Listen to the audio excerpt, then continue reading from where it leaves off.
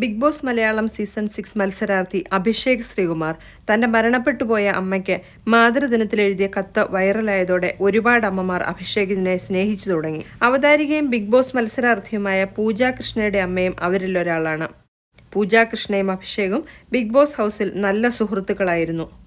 ശാരീരിക ബുദ്ധിമുട്ടുകളാൽ ഷോയിൽ നിന്നും പുറത്തിറങ്ങിയ പൂജയോട് അമ്മ ചോദിച്ചിരുന്നു പൂജയുടെ സഹോദരി പൂർണിമയ്ക്ക് വേണ്ടി അഭിഷേകിനെ വിവാഹം ആലോചിച്ചാലോ എന്ന്.